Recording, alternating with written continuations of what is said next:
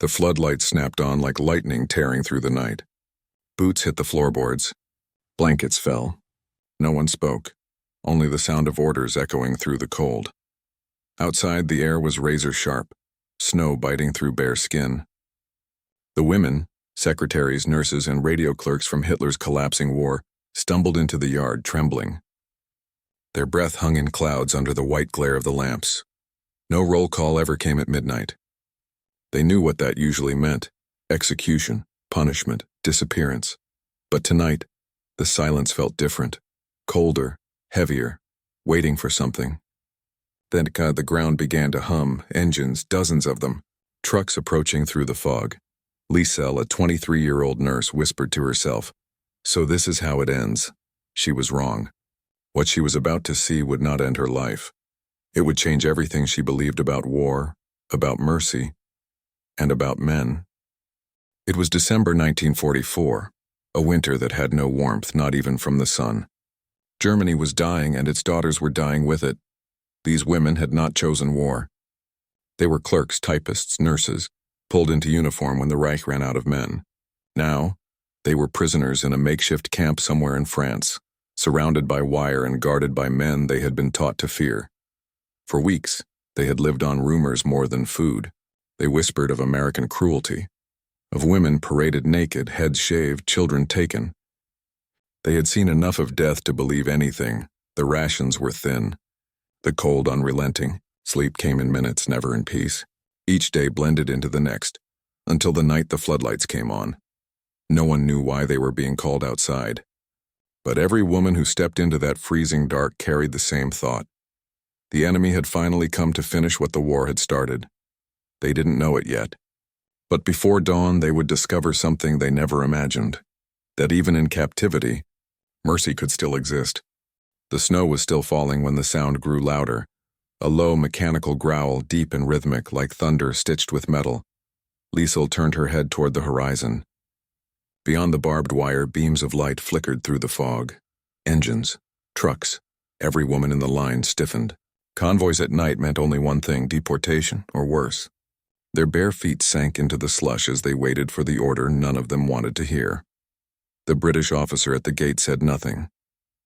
He only glanced at his watch, then at the road ahead. Somewhere in the darkness, headlights flared. The first truck emerged from the mist, its tires grinding through frozen mud, canvas flaps drawn tight. Another followed. Then another. 10, 15, 20 trucks in perfect formation. The women braced. Every lesson they had been taught about the enemy echoed in their heads. That the Allies were beasts, merciless and mocking. That capture meant humiliation or death. The officer raised one hand. The truck slowed, engines rumbling, their lights sweeping across the women's faces. Liesel squeezed her coat tighter. Her breath trembled. Then, without warning, the convoy stopped. Soldiers jumped down, not with rifles, but with crowbars and clipboards. One pried open the back of a truck. A wooden crate slid out, hit the ground, and cracked open. Every woman flinched, but instead of weapons or chains, out spilled something unthinkable. Dark rye bread, canned meat, tins of powdered milk. The scent hit first, warm, rich, alive. It didn't smell like death. It smelled like a bakery. One British sergeant barked, "Stand back!" But his tone carried no cruelty and only order. The guards worked quickly, unloading supplies in the snow, setting up tables beneath a tarpaulin. Steam rose from metal kettles as soldiers poured thick, hot soup into tin bowls. The women just stared. They couldn't move. It was as if the laws of war had been rewritten in front of them. A medic walked along the line, flashlight flickering across pale faces. His notes clipped to a board: frostbite, malnutrition, shock. He muttered under his breath, "Bloody hell, they're half-starved." He wasn't wrong. They'd been living on less than 1,000 calories a day. Now the smell of real food was unbearable. When the first bowl reached them, no one dared touch it. The steam curled upward like a ghost. Finally, Liesel lifted her spoon. The broth was thick, salty, and real. Tears filled her eyes before she could stop them. One woman whispered, "The enemy feeds us by law." Another answered softly, "Our own army never did." The floodlights flickered. Engines idled. And for the first time since capture, The silence of fear was replaced by the quiet sound of eating and disbelief. The floodlight still burned against the fog when a voice cut through the cold. "Camera ready." The words made the women freeze all over again. A British officer stood beside a small tripod, a camera glinting in the light. Another soldier adjusted the lamps, angling the beam directly on the line of women clutching their tin bowls. Liesel felt her stomach turn. They were going to be photographed, paraded for the world to see. To her, this wasn't mercy. It was exposure. One woman muttered in German, "They'll print our faces in London." Another whispered, "They want to humiliate us." But the soldiers weren't smiling. The officer simply nodded to the medic, who began recording each detail: rations, temperature, hygiene. The camera clicked, sharp and deliberate, like a heartbeat. Each flash captured not victory, not cruelty, but proof.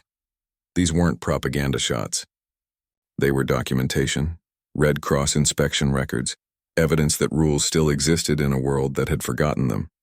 Every tin of soup, every bar of soap, every blanket would be logged and filed, so that even in war someone could say, "We did not forget humanity." Then came the next order. "Prepare them for showers." The word hit like a bullet. The entire line went still. In their minds, showers didn't mean water. It meant death. Every woman there had heard the same whispers, that somewhere in the East people were sent to showers and never came out. Now, standing barefoot in the snow, they believed this was the same. One nurse from Hamburg whispered, "They wouldn't, would they?" Another said nothing, her lips pressed white. A British engineer turned a valve. Pipes groaned, hissing. The women braced for the unimaginable. Then, with a sputter and a gasp, warm water burst through the nozzles. Steam flooded the air. Real steam, it wasn't gas. It was life. For a long moment, no one moved. Then one woman reached out her hand. A drop hit her palm, hot and harmless. She exhaled, the sound of relief breaking years of fear. Laughter came next. Small, nervous, impossible laughter. Someone cried. Someone sang under her breath. The engineers smiled faintly. The pipes kept running. Reports would later show that most German female prisoners had believed they'd be killed this way. That night, those rumors died quietly, drowned under the hiss of running water. As the steam filled the corridor, the women stood in silence, washing dirt and nightmares from their skin. The light from the lamps softened through the mist, turning the cold air warm for the first time in months. Outside, the officer closed his clipboard and looked toward the barracks. He wasn't sentimental, just efficient. But even he paused when he saw the steam rising into the frozen night, curling upward like smoke from a world learning to breathe again. When the valves finally shut off, blankets awaited them, clean, folded, still warm from the dryers. A nurse walked among them, checking frostbitten fingers, and then did something none of them expected. She smiled. "Rest," she said softly. "You're safe now." The words meant nothing at first. Then slowly they began to mean everything. Morning arrived not with shouting, but with the smell of coffee. Thin light spilled through the barracks windows, tracing pale lines across wooden bunks. The camp felt quiet, too quiet. When the whistle blew, the women lined up automatically.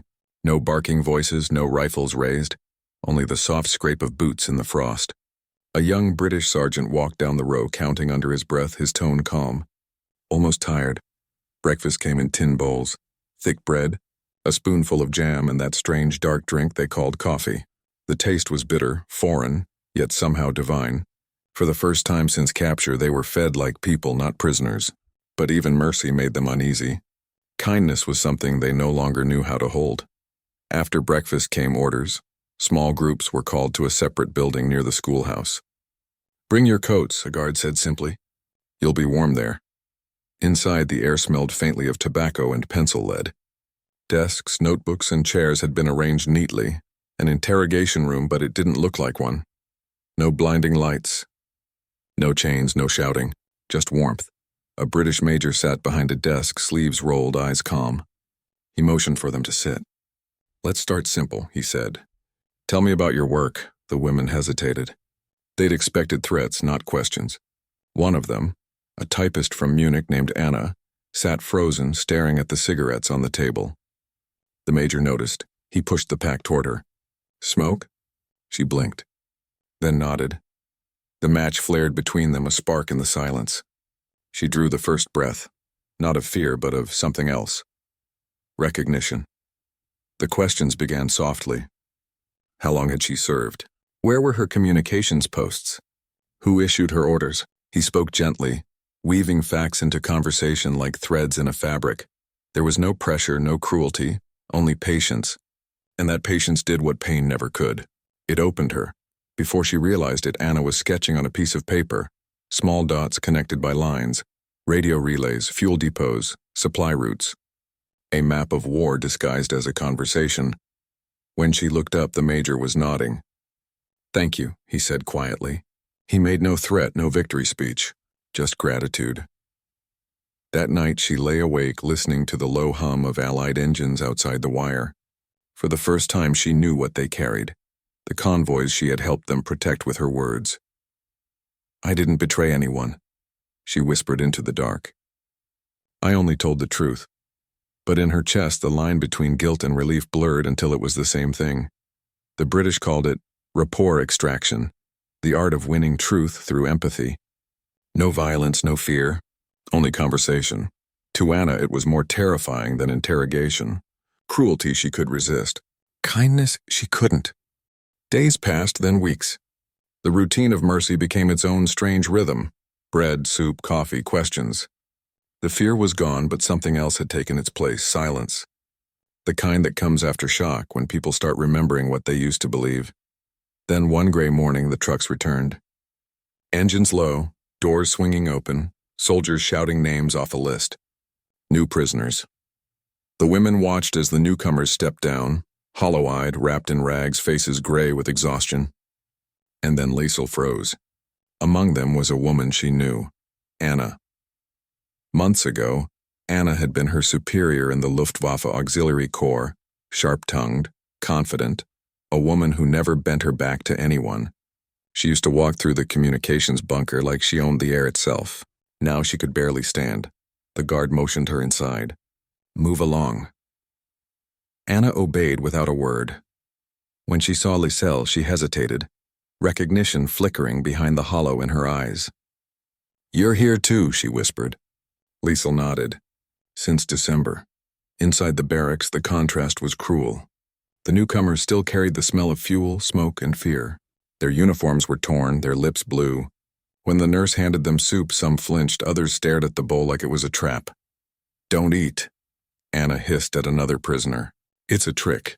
But hunger doesn't listen to pride. Minutes later, she was drinking the same broth she had once refused to share with subordinates. That night, the barracks fell quiet. Two women sat on the same bunk. Once officer and underling, now simply captives. A single blanket covered their knees. "I gave everything," Anna murmured, eyes fixed on the floorboards. "And for what?" Liesel said nothing. She tore her last piece of bread in half and handed it to her. The silence between them said more than any confession could.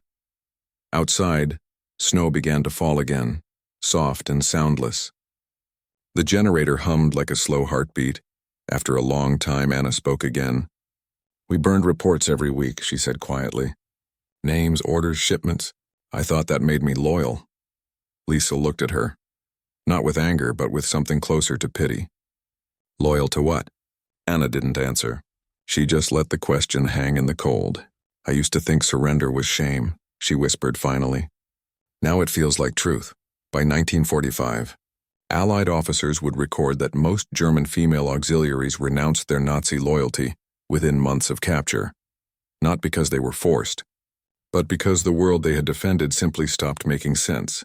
In that barrack, two women sat under one blanket, breathing the same air, and realizing that the Reich had stolen not only their freedom, but their idea of what it meant to be human. Outside, a guard lit a cigarette. The smoke curled upward through the falling snow, a thin gray thread rising from the ashes of belief.